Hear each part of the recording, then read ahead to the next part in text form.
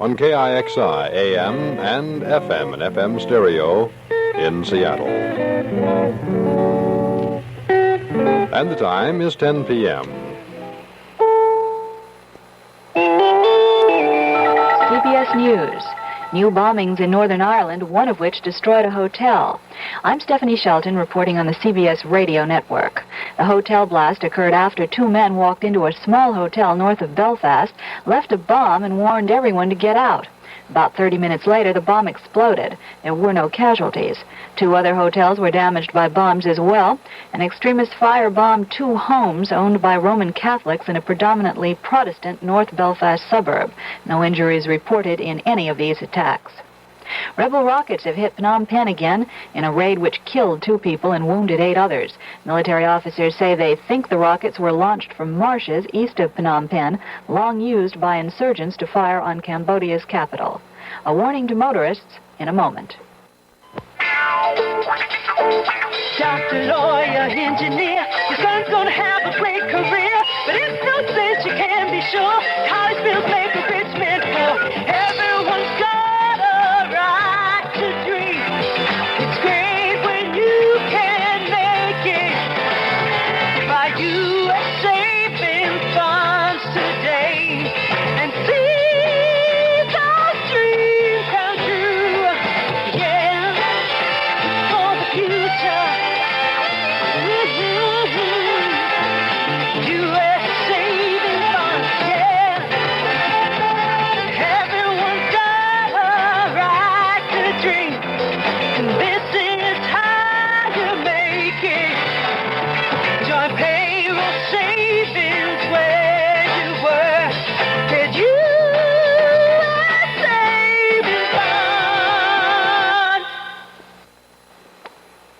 Motorists who carry gasoline cans or have an extra gas tank installed in their car may be held liable in accidents which result in fires or explosions.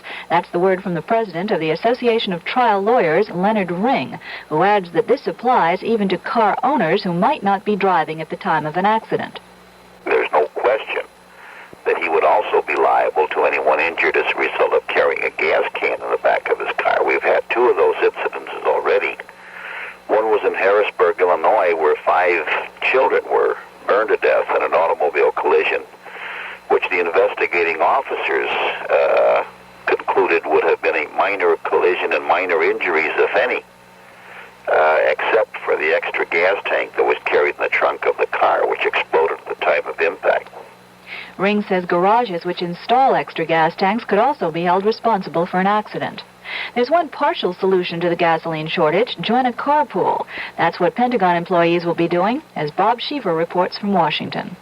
There have been thousands of ceremonies at the Pentagon over the years, but this was probably the first ever to unveil plans for a carpool. There was a band, pretty girls, and speeches. Several hundred people showed up voluntarily to listen. Working with local governments, the Pentagon plan is to put the names of its 28,000 employees into a computer. The computer will figure out who lives in whose neighborhood. This will help the employees set up the carpools. Those who cooperate will get to park close to the building. Deputy Secretary of Defense William Clements was on hand to make the featured speech. Considering Senator Proxmire's thing about Pentagon automobiles and the allegation of some people with respect to my conflict of interest in energy, that probably what I ought to be doing is running to work and after a hard day's work, walk home.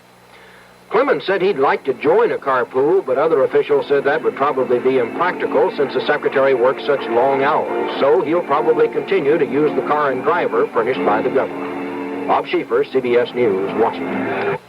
The Economic Employment Opportunity Commission says the El Paso Natural Gas Company has agreed to pay women and minority employees retroactive salary increases of more than $320,000. More in a moment. Are you looking for a rewarding career in law enforcement? The Executive Protective Service, a uniformed security force under direction of the United States Secret Service, needs qualified young men and women to help protect the White House and foreign embassies in Washington, D.C. The pay of an Executive Protective Service officer is $10,000 a year to start, and there's great advancement opportunity.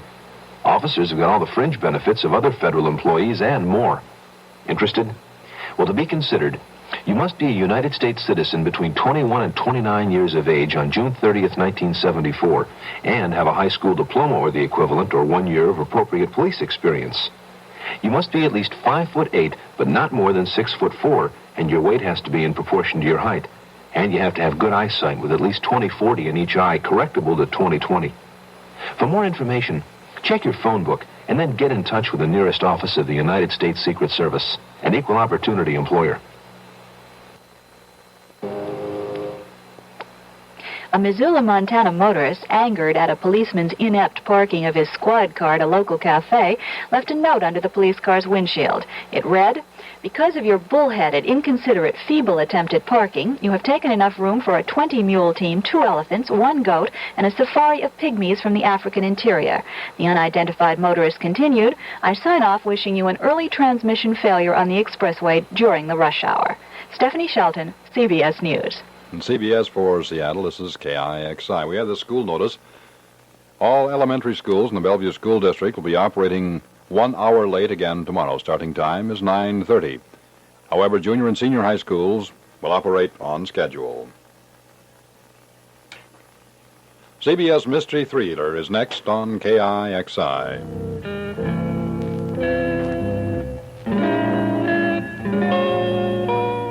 And the weather outlook for the KIXI listening area, calling for variable cloudiness through Thursday with slight chance of snow flurries tomorrow night and Thursday.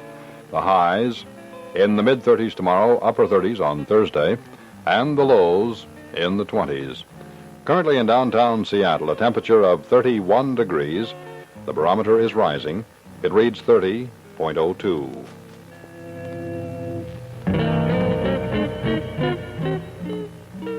KIXI time, now 7 minutes past 10. The CBS Radio Mystery Theater presents...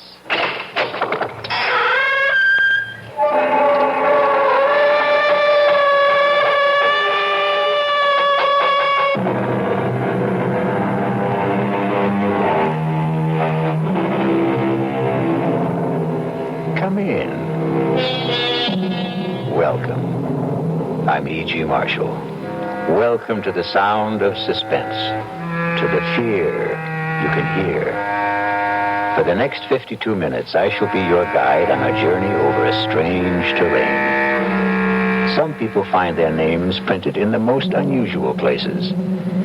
Let me tell you about a man who was convinced that his was written on a bullet. Paul, give a password. It's me, Jerry. It's me. Don't shoot. Paul? Yes, Jerry, it's Paul. Paul? Paul, you're dead. How can you... Yes, Jerry. I'm dead. But I shouldn't be. I took your bullet. Our mystery drama, The Bullet, was written especially for the CBS Radio Mystery Theater by Sam Dan and stars Larry Haynes.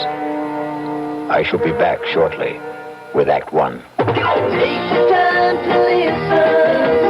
Take the time to care. If I know you understand me, then my mind is yours to share. Listen with your heart. Listen with your mind. When you really listen, love is what you find. Here's a brain. Message coming through. Are you receiving? Negative here. No time to listen. Too busy forming reply. But brain, what he's saying is important. Listen here. Who's running this show? If we listen to everything that guy says, we might not have an answer for him. But brain! Sign off here. Mouth, stand by. When you listen, love is what you find. A thought from the Church of Jesus Christ of Latter-day Saints, the Mormons.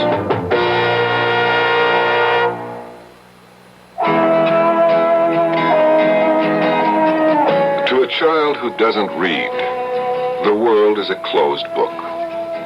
Drifting, dropping back, dropping out.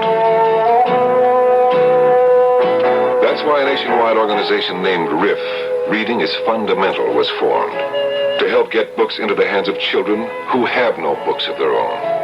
A book a child could pick out for himself, for keeps. A book that really belongs to him and makes him want to read. It works. There are more than 150 local RIF programs starting up in communities like yours. They're proving that once you get a child into books, there's no stopping him. Won't you help? Write to RIF Incorporated, that's RIF, care of Smithsonian Institution, Washington, D.C., 20560.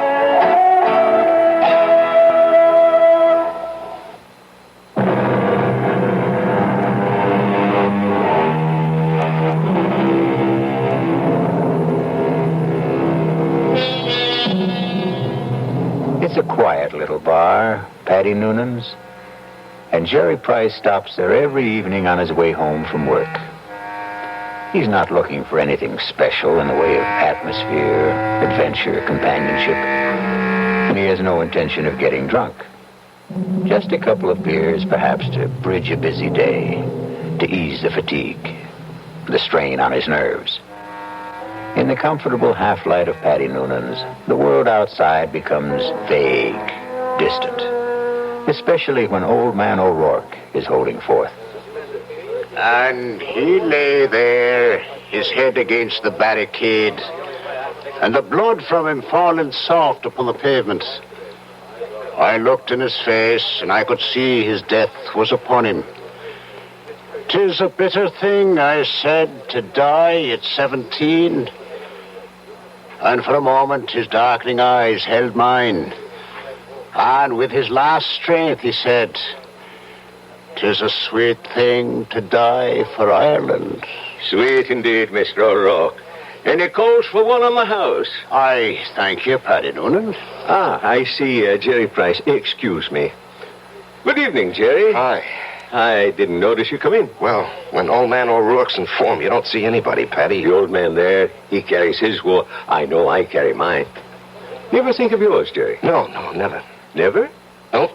The day I came home from Vietnam, I put away the uniform. I also put away everything that went with it. The army, the war, like a snake sheds his skin. Oh, the past is gone, Paddy. It's dead, so you forget it. You go on to other things. Hey, what's everybody drinking? This round's on me. Set 'em up, Paddy. Mr. Edward Clark himself. And what's the occasion? Hey, I got a little announcement. Guess what the old lady tells me this morning? Number 10 is on its way. Oh, that event around must be on the house, Mr. Clark. Just a quick one, Paddy. Hey, I got the truck outside. What are you hoping for this time, Ed? Boy or girl? Let's see. What do I got now? 4 boys and 5... No, I got 5 boys and 4... who can keep them straight? All I know is I'm always tripping over somebody. 10 kids in 12 years. Well, you can't tell me it isn't exciting to hear there's going to be a new baby. Oh, yeah.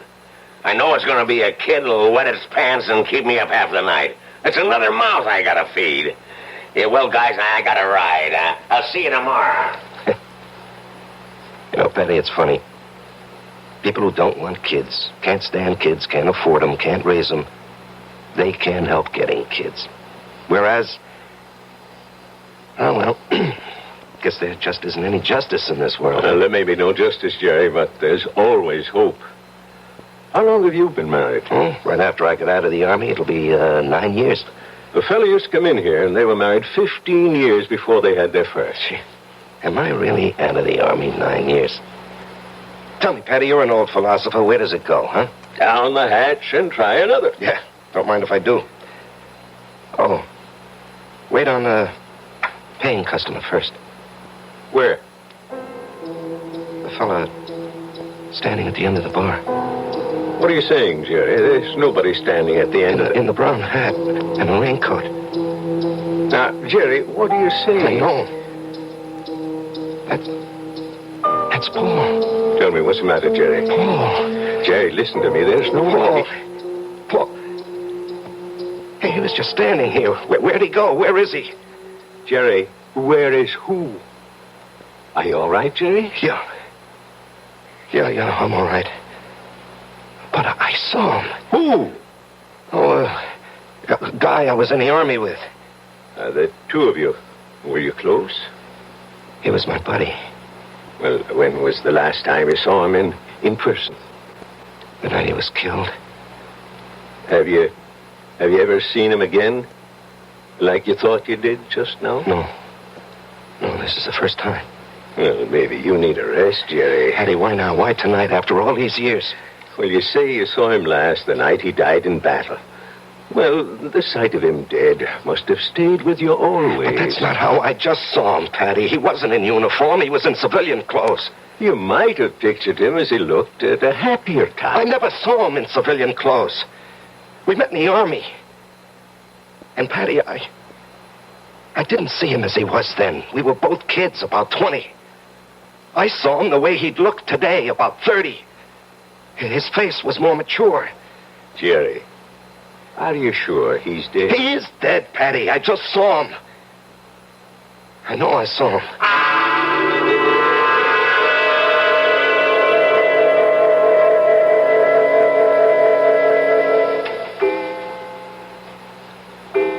Jerry, it's after midnight. Oh, I'm not finished, honey. I have to clean up these reports, Marge.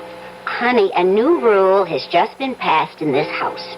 All paperwork shall be done in the daytime. Marge, I have to call on customers. Be reasonable, huh? Am I the kind of wife who makes idle criticism? No, indeed. Constructive suggestions, that's my motto. Northeast Distributors can solve all your paperwork problems by hiring a girl. Honey, I'm lucky to have the job. No, Jerry. You're not lucky. They're lucky. Well, everybody knows you're a terrific salesman. Well, you could get another job tomorrow. More money, less headache. Honey, I couldn't walk out on Joe Keller. Why not? Well, I'll never forget what that man did for me. I came home from the Army, a kid with no experience. I needed a job. He took a chance with me. Now he needs me. Oh. Well, I'm just worried about you, Jerry. You look so tired all the time. No, I'm in great shape. Will you go see Doc Steiner? I did, today. Oh, well, it's about time. You needed a checkup. Well, I didn't just go for the checkup, honey. I went for the other thing. Jerry. Well, he said some people, men, well, they're okay in every way, but it just doesn't work out for them. Jerry, it's all right. No, honey. It's all my fault. Oh, honey. It's just unlikely there can ever be any kids. He said unlikely. What he meant was impossible. We've got each other. Yeah. If only you didn't want a child so badly. Now we'll definitely think about adopting. Okay? Yeah, okay. Sometimes that works out even better. Come on, honey. Let me see you smile. Marge, I don't know what I'd do without you. Oh, that makes us even. I don't know what I'd do without you. Come on, get to bed. Yeah, I'll just have a cigarette, huh? Well, honey, why'd you turn on the music? To make sure you don't try to sneak in some work. I know you can't concentrate with the music going. I'll just be a couple of minutes, honey.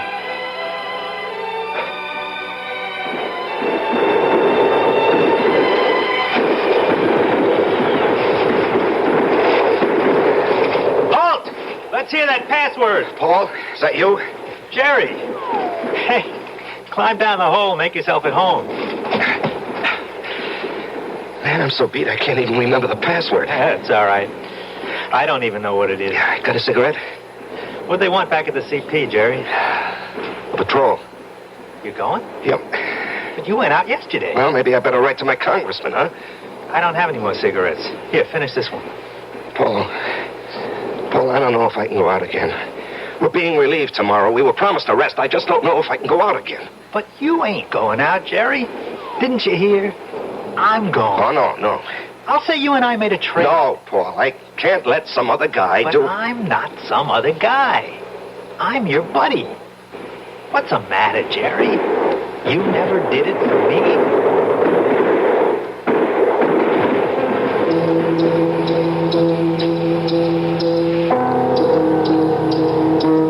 Can I have a drag on that butt, Jerry? Paul, you're alive. I'm alive, Jerry. I'm here with you. In your living room. No, you can't be here. I went out afterward. I found your body. I carried it back. Maybe it wasn't you. It was me. But you were dead. You were killed. Yes, Jerry. I was killed. Jerry, will you turn that radio off and come to bed? Marge, he's here. Who's here? Can't you see him? Jerry, I don't see anyone. Paul, why can't she see you? She will. They all will. When? Later. I have to go now, Jerry. No, Paul. Paul, tell her. Jerry. She'll think I'm crazy, Paul. Paul. He's gone, Marge. He's gone. Jerry, honey, what's going on here? Marge, he was here. He was right Ooh. here. Now, you got to believe that. I'm not drunk, and I'm not crazy. I believe you. I believe you, Jerry. Now, here, just sit down.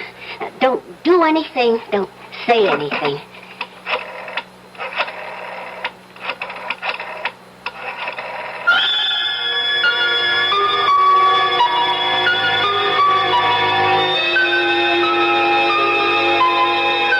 And we know who she's calling.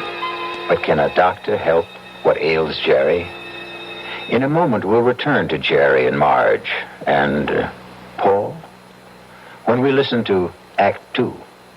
I'm Himan Brown, producer of Radio Mystery Theater. And as you may imagine, I'm excited about this new adventure in modern radio, this new statement of radio's marvelous power to stir the imagination. Now, we're wondering about your reaction, about who you are and how you like what we're doing. So to encourage you to get in touch with us, we're holding a drawing for 3 weeks. 50 prizes a week, 2 AM/FM stereophonos, 2 travel clock radios, and 46 anthologies of modern suspense. Just mail us your name and address, and you're eligible. Of course, we'd like knowing whether your glad radio drama is back, but name and address will do it. To Mystery Theater, Box 50, Radio City Station, New York, 119. That's Box 50, Radio City Station, New York, 119. All for good everywhere, unless locally prohibited. We hope you're enjoying our new CBS Mystery Theater. It's another addition to our KIXI programming we're very proud of. We've made quite a few additions in the past year. For instance, we've added 1,000 people to our news team. People like Walter Cronkite, Dan Rather, Win Elliott, Douglas Edwards, Mike Wallace. Just 6 of the more than 1,000 CBS reporters who help make KIXI Seattle's #1 news service.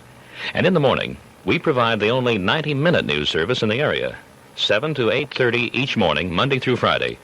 The complete CBS news team, plus Seattle's best local coverage and up-to-the-second traffic reports. This is Dean Smith.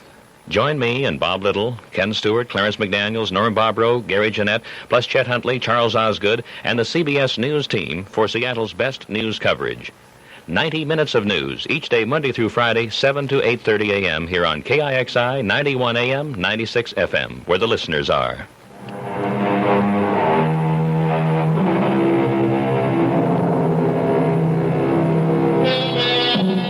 And now, Act 2 of The Bullet.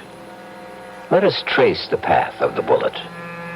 We have a worried Marge, a concerned Dr. Steiner, and a distracted Jerry. Tell me about this man, Paul, you called him Jerry. I said we were buddies, Doctor. That tells it all. Jerry, please don't be so hostile.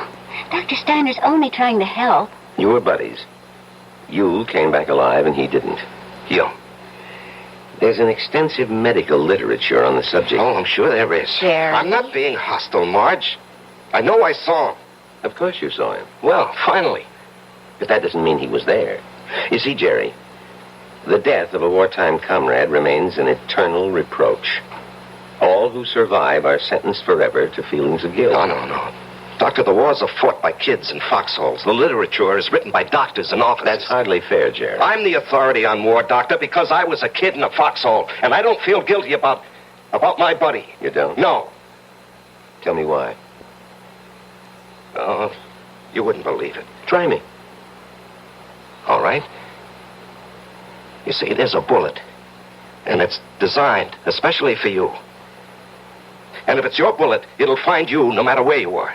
You can't evade it, you can't avoid it. It was meant for you, it was meant to be. You and a bullet.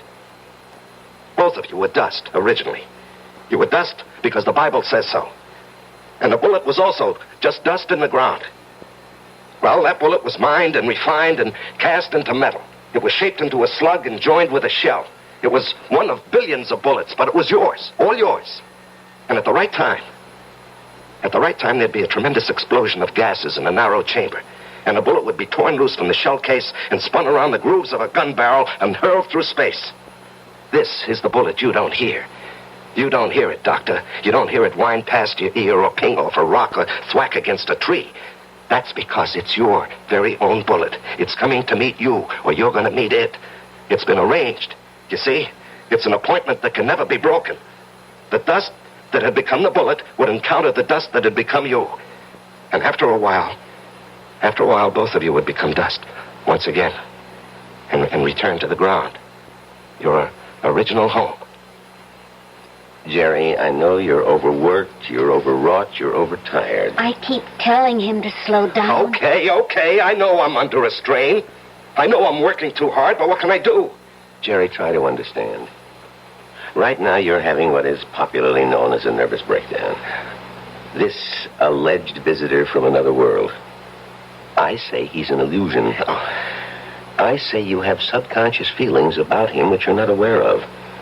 And I say they burst through because of heavy pressure on your nervous system. Yeah, I knew you'd say that. Prove me wrong. How? Go away. Get out from under. Rest a while. Relax.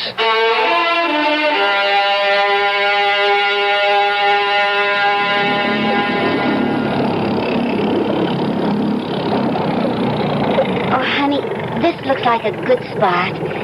You want to stop here and try for some fish? Well, Marge, I think I'd like to go back and play 9 holes this afternoon. Great. I need more practice with my iron. Honey, you know, you've been getting a lot of sun. Maybe you better take it easy for a few hours, huh? And besides, you have an appointment with, what's that name? Biscayne Appliances. See, Jerry, I wasn't sleeping when you called that number this morning. No, Marge, I've been good all month. I was just getting restless, that's all. Look, they're a big chain down here. If I can open them up, I'll justify the trip. Justify? To whom? Why do you have to justify anything? Isn't your health important enough? Honey, Joe Keller was very nice about it. Joe Keller had no choice. Marge. Honey, Steiner was right. I was beat. I don't know how I managed to drag myself along. So I did the right thing. I chucked it all. Now I'm fit, see? I never felt better in my life, and I'm raring to go. Great. In a month or two, we may think about going back. I'm not used to being idle, honey. Neither am I, but I am learning to love it. Oh, boys. Why didn't I meet you when I was young? Young? Jerry, you weren't even 21. No, I was already made when we met. I had already become what I was going to be. You know, I've got a certain amount of ability. A tremendous amount, Jerry. But I'm not confident, honey. I doubt myself. I guess I didn't have very much encouragement when I was a kid. You know, my brother was a great athlete. My sister was a great beauty. I was kind of clumsy and funny looking. Anyway, Frank and Alice were sent to college. When my turn came, the money had run out. Or maybe they thought I wasn't worth the effort. That's why I enlisted when I was 18. I had to get away from the house and my father. There was no place else to go. You never told me this, honey. I decided if I ever had a kid, I'd never make jokes at his expense or tear him down in any way. I know how these things cut inside where it doesn't show. I would do everything to build him up and give him confidence. I will never have any real confidence, Marge. Oh, yes, you will. No, baby. You won't get it from a pep talk. I think we can go back home now, Marge. All right, on one condition. You'll just have to slow down. I promise. And, honey, there's only one way you can really slow down. And that's to get a partnership from Joe Keller. No, Marge. Don't you deserve it? Of course I do. Well, we're going to adopt a child, which means I'll quit my job, and you're not going to spend time on the road. That kid'll need both of us, won't he? Yes, honey, he will. Then we need that partnership, don't we?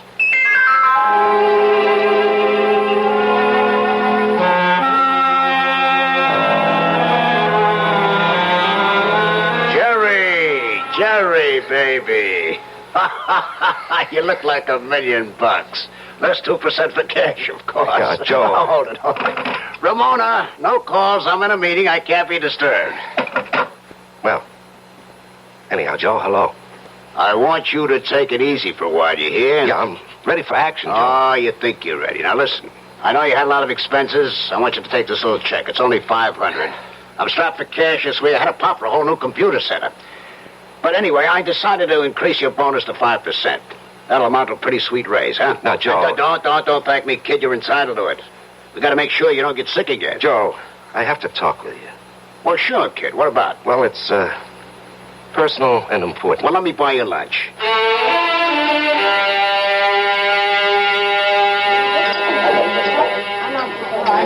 Well, Jerry, what are we going to talk about? I'm fresh out of polite conversation. Joe,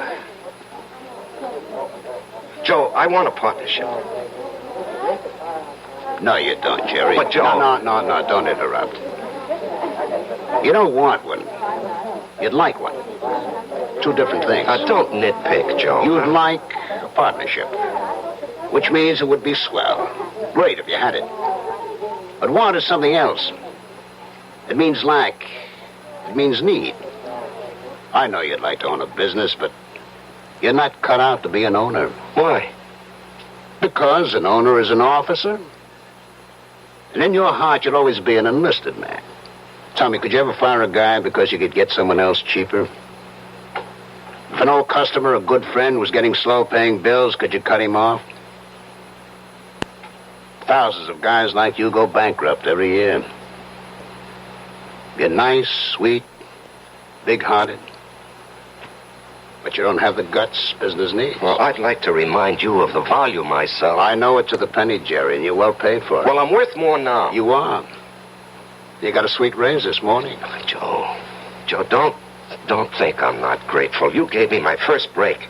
But I think I can do better elsewhere. Where? Anywhere. Consolidated, Freeman and Singer. Should I go down the list? Oh, they'd love to have you, Jerry. What'll they pay? They handle the nationally advertised brands. What'll you be, their glorified order taker? They don't need your full selling ability, so they don't have to pay you full price for it. Sure, with me, you push out all the schlock. It's rough, but you get top dollar. There's 20 outfits like mine. They grab you tomorrow, but where's the improvement? They won't pay you more. At least here, you got 9 years equity in a pension plan. You and me are used to each other. Besides, I really like you. Yeah. Sometimes I feel like a father to you, Jerry. It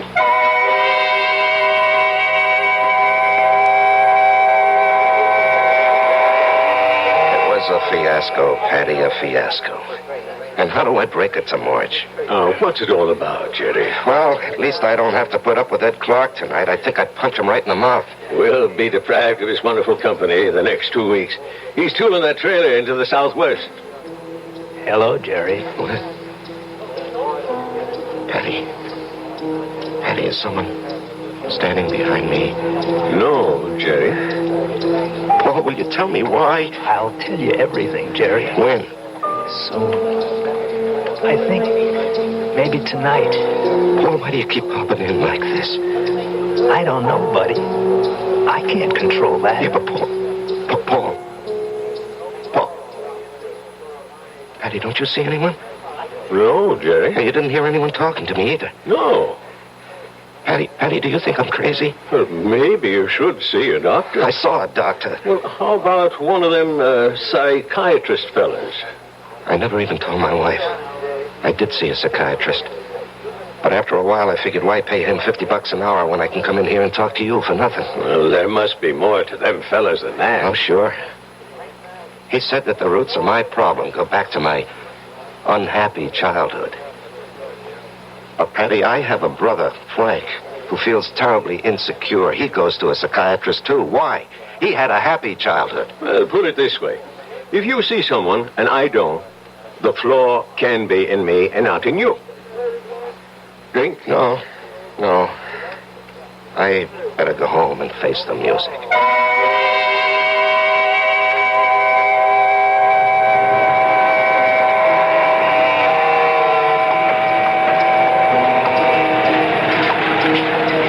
Jerry. What? Paul? Let's go someplace and talk. Where? Let's go to the parking lot. Sit in your car. It's cold. That won't bother you, will it? Not yet. Turn the heater on for yourself. When will everyone else be able to see you, Paul? In 2 weeks. Oh, that's great. No, it ain't. Why not? Because you'll be dead.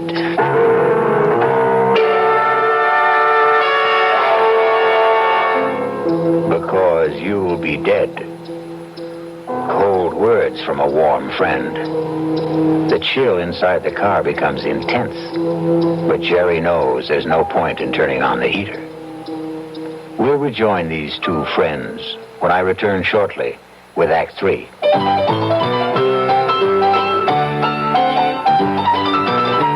When you say but, you said a lot of things nobody else can say. When you say but, you've gone as far as you can go to get the very best. Why do some people think Bud is sort of special? Go ahead and find out why with a Bud. Or maybe with the Budweiser label. Without making a big deal of it, the label just sort of lays it on the line. It lists ingredients and comes right out and tells you, too, very simply, how the Budweiser people feel about the beer they brew. And that sort of adds up to this, that brewing beer right does make a difference. Okay? When you say but, you said it all. You said it all. When you say but, you said it all. Anheuser-Busch, St. Louis. One of my favorite motion picture roles was the part of the girl in Psycho. I'm Janet Leigh. Tony Perkins played a character who was mentally ill. In my private life, I do quite a lot of volunteer work for mentally retarded children. And I've learned that many people confuse mental retardation with mental illness. Mentally retarded people are not mentally ill, not mentally disturbed at all.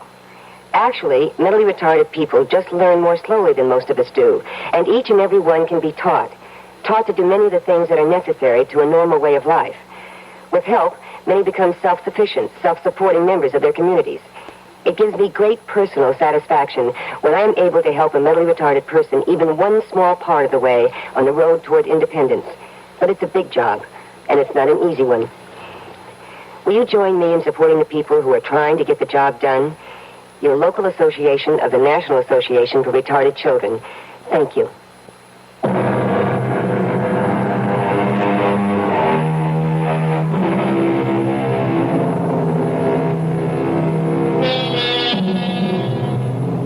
And now we return to the final act of The Bullet and a reunion of two war buddies who haven't seen each other in almost 9 years. Jerry Price, who is alive, and Paul Gardner, who is dead. The heater in this car doesn't do much good. You're shivering. Why am I going to be dead, Paul? Remember the night I went out on the patrol? Yeah, I'll remember that night as long as I live. I completed my job. I was headed back. And then I felt something smash against my head. And I knew I just met the bullet. You know, the bullet we used to talk about? I bet you don't remember. No, I remember. I felt it slam into me. And then, I didn't know anything anymore. Yeah, well, when the guys told me, I went out to get you, Paul. Yeah, I might have known you would. 1 minute, I was moving through a rice paddy. And the next minute, I'm sitting in an office. And I knew a lot of time had gone by. Don't ask me how. I knew, that's all. A man was talking to me. What kind of man? You know the type that's a clerk in the government or a big corporation, fussy, self-important. Everything's got to be in the right place. He doesn't even look at me. He's got a piece of paper. He says, Paul Gardner, you're going back. You should not have died that night. The computation was for you to survive. The plan was for you to marry a girl named Marjorie Stone. I married Marjorie Stone? Yeah. I told the guy, I want no part of it. And he gives me a look, this clerk does, like he couldn't care less about me or you or anybody else. And he says, come with me. He leads me to a door. It opens. And all I can hear is a hum and a click. And all I can see is a computer. I mean, there's no end to the thing. That's all you can see is computer. And he says, there it is, friend. City Hall. Go fight it. By this time, I'm shaking. That machine scared the pants off me. You couldn't see the top nor the bottom of it. There was no end to it, just machine, wherever the eye could see. Well, then what happened? This clerk, he tells me there's a plan. A capital P plan. It calls for me to come home. Not you. Yeah, well, maybe that's fair, Paul. You were always the better man. No.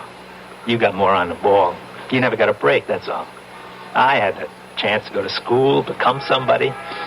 I could have gone into the old man's business, become the biggest hardware dealer in Atlanta. You and me. We both run away to join the army. You because you had nothing. Me because I had everything. But why are you coming back? Because Marge and I are supposed to have a boy. A certain kind of a boy. He'll grow up, I don't know, discover something, create something, or be somebody the world needs real bad. They wouldn't tell me what. Anyhow, 40, 50 years from now, he has to be here. And of all the millions of men and women, he could only be born to me and Marge. When am I leaving? I told you. In 2 weeks. How? 9 o'clock at night. A trailer truck will go past Patty Noonan's saloon. Just as you're crossing the street. But why does it have to be like that?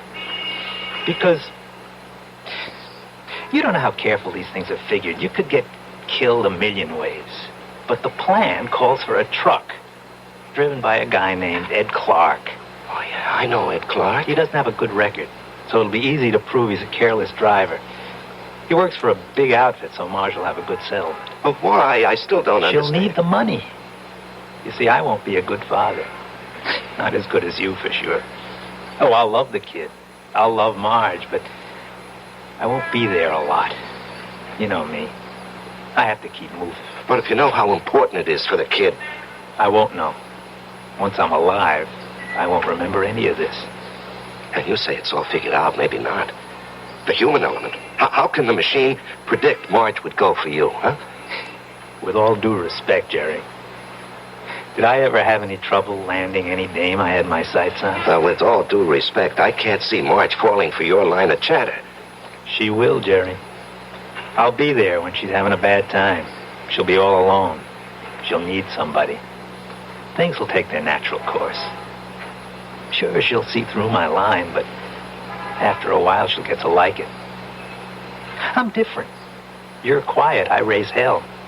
You let things eat at your insides, not me. I pop off. Maybe my way's no better in the long run. And she's married to you, and she loves you. But deep in her heart, she loves my way better. She'll fall in love with... Jerry, you have to believe I don't want to do this, but it was your bullet, not mine.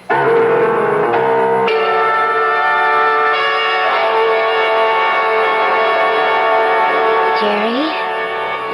What are you thinking about? Oh, the guy downstate wants to cancel a carload of refrigerators, so I'm figuring an approach. Didn't we agree no more work at home? Yeah, well, honey, this is just thinking. Did you talk to Joe Keller about the partnership? Yeah. And? He said no. Did you give him notice? No, he gave me a raise. Oh. Okay. Marge. Why don't you mix us a drink? Honey, aren't you going to say anything? Mm-hmm. Don't put in too much ice. Marge, please, you don't understand. I understand. I married a certain kind of man. And you're stuck with him? No. I'll stick by him. Because I love him. Would you have wanted a guy who'd barge into Joe Keller's office and say, Joe, either give me half the joint or I'll open up across the street and run you out of business? Oh, come on, Answer Jerry. me, Marge. I have to know. Well, maybe I did. Why didn't you marry him? He never showed up. So you settled for me. That's what's known as falling in love. Come on, honey, take me to the movies. No, I don't want to take you to the movies. Let's go downtown and see a play. But that's a lot of money. Are you going to worry about money? Now, and look, this weekend, would you like to fly out to, say, Snow Valley and ski? Yeah, or how about Las Vegas, huh? Jerry, what's gotten into you? Honey, we're going to have 2 weeks of the most fantastic fun. Why 2 weeks? Oh, what's so special? You? Me? I just want to spend the rest of my life having a ball with you.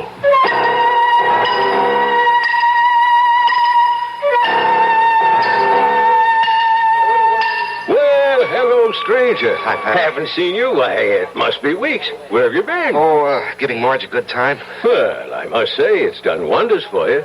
You look so calm. Do I? Do you ever see the little guy who wasn't there?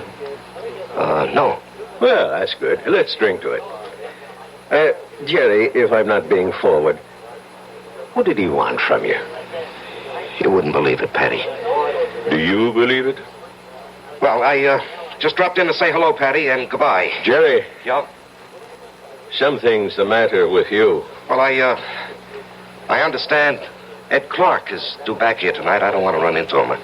I just don't want to talk to him. Well, if that's how you feel, I'll bar him from the joint. Now, Jerry, something's wrong with you. No, nothing, Patty. Now, look, I'm an old soldier, Jerry. I can tell. No, it's really nothing. Really, is it? No, Jerry, you got a look on your face. What kind of look? I've seen it before in the war. I've seen it on men who go out on the impossible mission. The look of men who know they're not coming back. The resigned look. What are you resigned to, Jerry? You have a vivid imagination. I have an imagination. Jerry, whatever it is, don't be resigned to it. Fight it. You can't fight City. I knew it. You're in a fight, Jerry. Well, you can fight anybody. You're an ex-combat soldier, and you weren't afraid of anything. When you were out there, you faced up to death, hunger, despair. What happened to you, Jerry? Where did you lose it? Face up to it now. Whoever he is, spit in his eye. Patty, I can't do anything. Jerry, I'm going to throw you out of here for your own good. Now leave town. Go far away for a while. Fight it, Jerry, fight it. Patty, wherever I go. Listen to old Patty, just take off. Don't you see there's a plan? Who cares? Put up a fight. Why are you so upset, Patty, huh? I don't know. But listen to me. Fight, now. Now get out of here.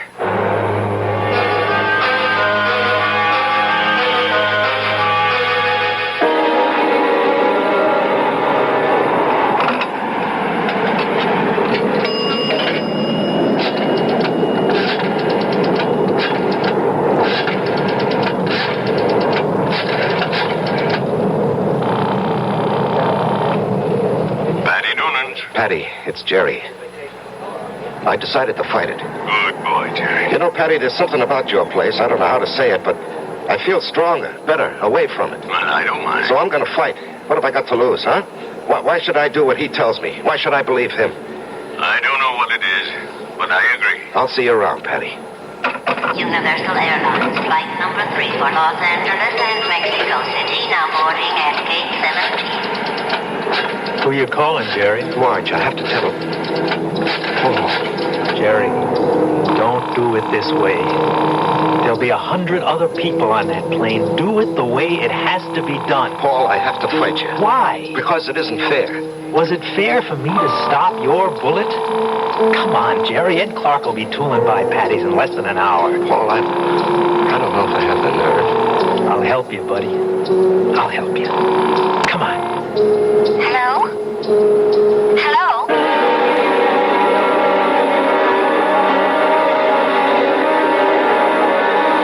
What is it, Mr. Noonan? I called you, and I hope it wasn't out of turn, Mrs. Price.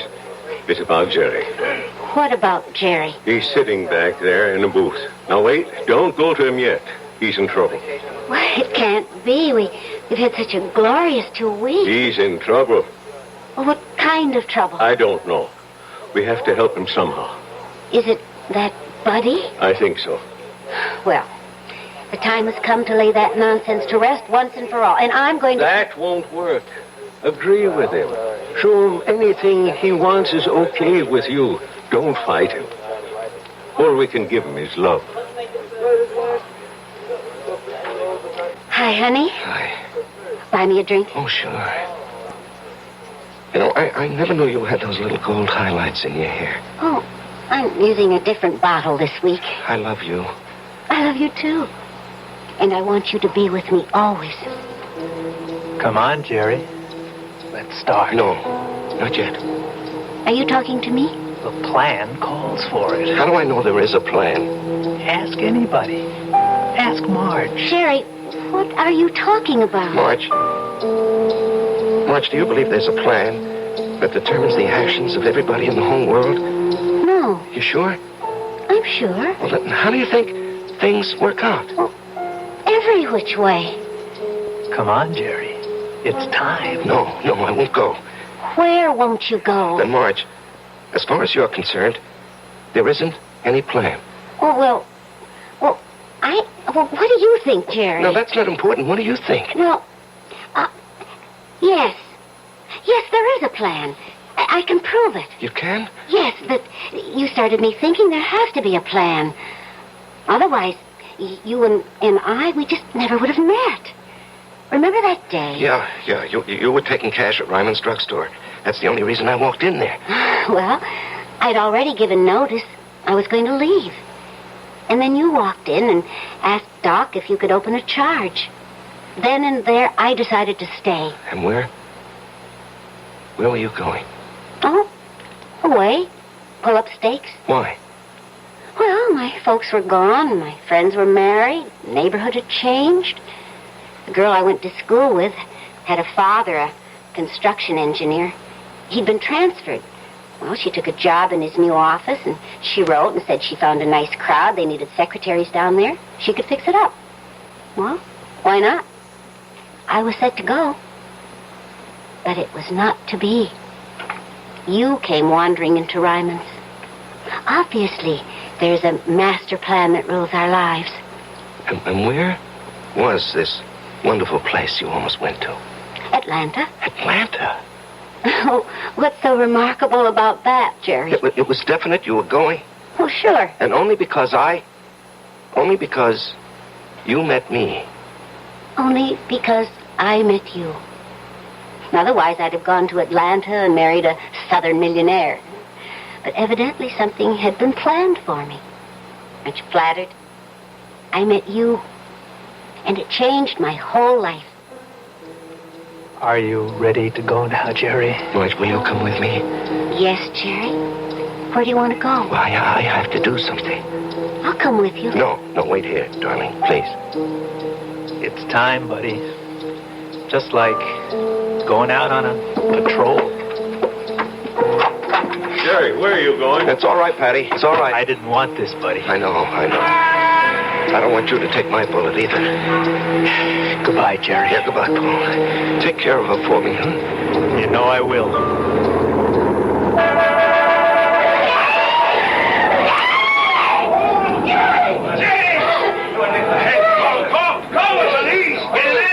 Oh, Jerry. Barry. He's dead. Here, miss. Here, you're cold. Let me throw this coat over you. She's gonna faint. It's all right. I've got her. We'll bring her into that bar where it's warm. Give her a little stimulant. It's all right. Everything will be all right. Everything will be... It'll be all right.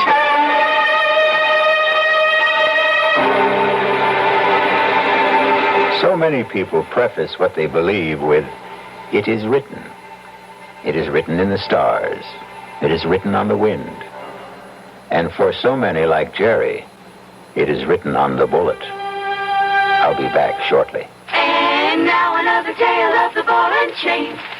As Kellogg's Special K presents Last Tango in Pittsburgh. There I was at Raoul's All Right Tango Lounge. My little orchid, will you tango with me? It was Raoul You're a splendid dancer. Thank you. But what was that? I was what? That sound effect. Oh, I'm a few pounds overweight, and this ball and chain points out how my extra weight can get in the way. I'm pointing you back to your chair. Our heroine decided to lose that extra weight. She exercised and ate smart at every meal, starting with a Special K breakfast. A bowl of Special K, skim milk, tomato juice, and coffee. It's less than 240 calories, 99% fat-free, and 100% delicious. After a while, she was rid of the ball and chain and back at rules. Darling, you're looking fantastic. What a happy ending. What ending? We're just getting started. Ralph, get lost. Your happy ending could begin with the Kellogg's Special K breakfast. And that's another tale of the ball and chain.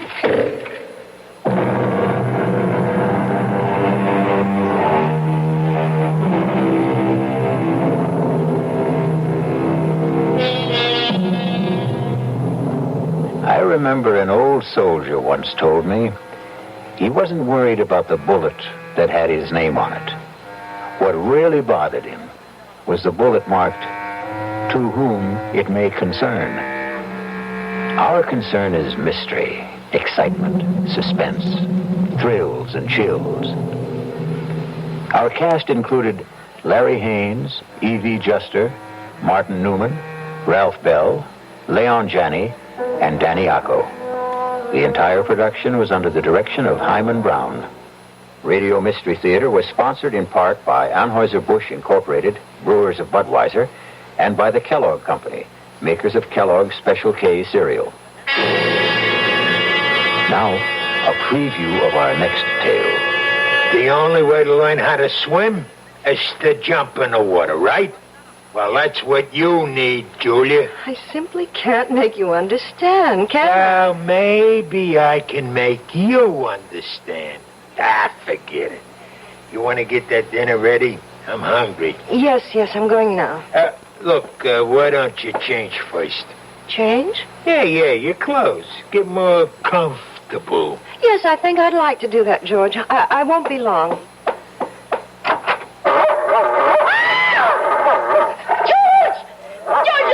There's a dog on our bed.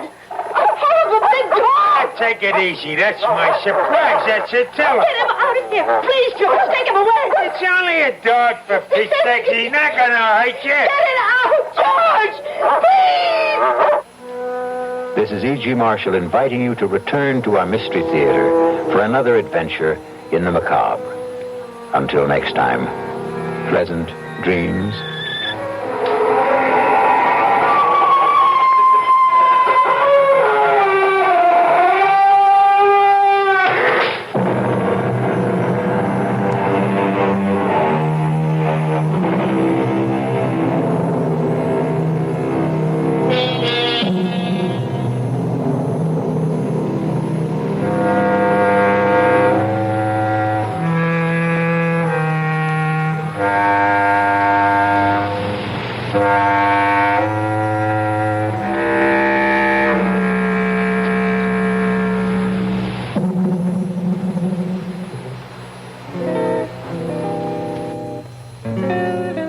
The news next on KIXI, Seattle. And the weather outlook calls for variable cloudiness through Thursday with slight chance of a few snow flurries tomorrow night and again Thursday. The highs in the mid-30s tomorrow, the upper 30s on Thursday, lows in the mid-20s. And currently in downtown Seattle, a temperature of 31 degrees. The barometer is rising. It reads 30.02. The time is 11 p.m.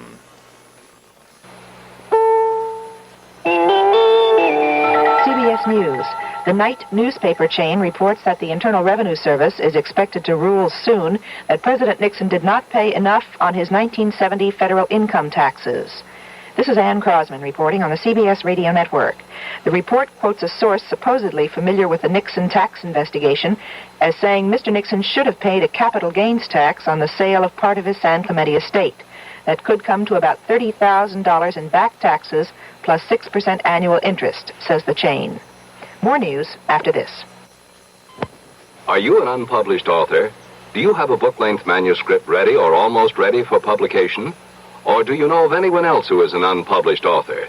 If so, Vantage Press invites you to write to a leading New York publisher for a free illustrated brochure titled To the Author in Search of a Publisher. It explains how you may have your manuscript printed and published in a matter of months. Just write to GPO Box 1414, New York, New York.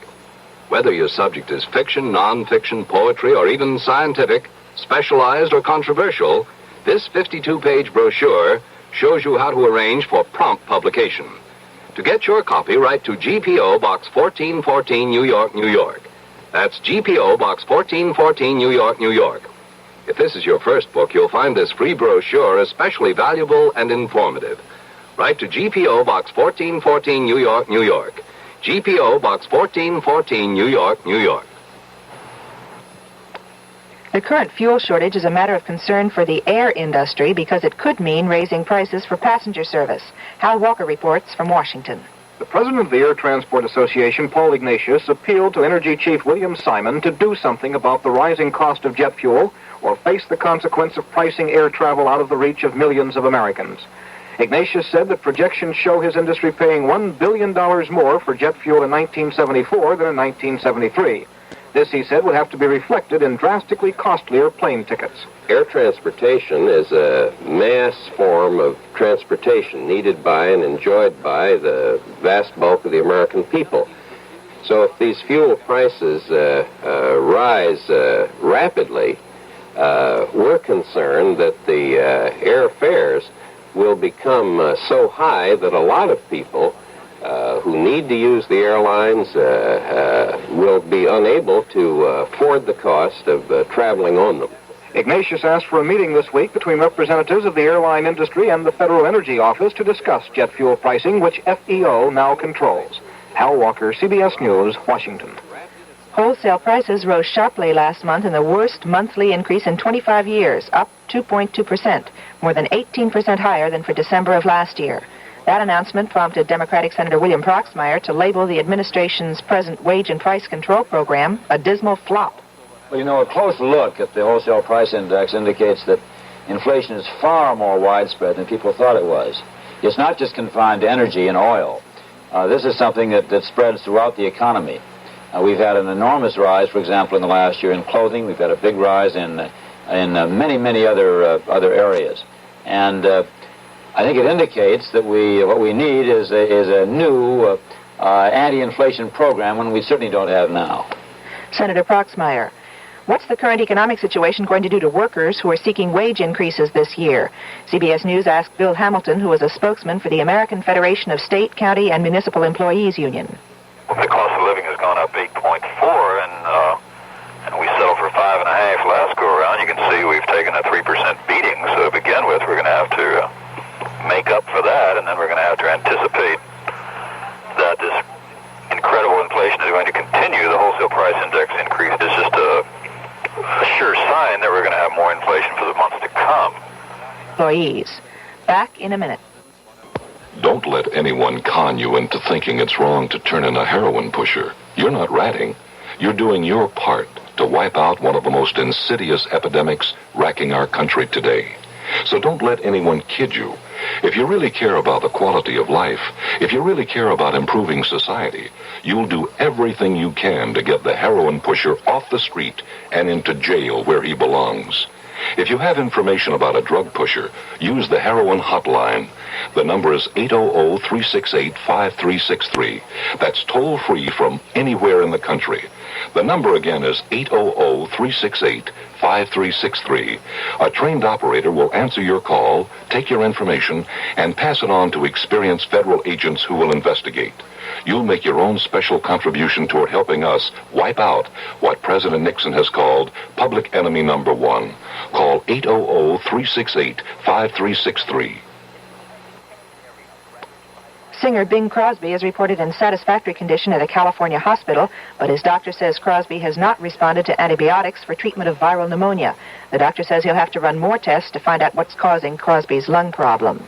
Senator Hubert Humphreys reported making a good recovery after receiving X-ray treatments for a pinhead tumor of the bladder. Humphreys' office says the senator is doing office work in his room at Bethesda Naval Hospital and that he's cheered up by many letters he's received. Ann Crosman, CBS News. CBS.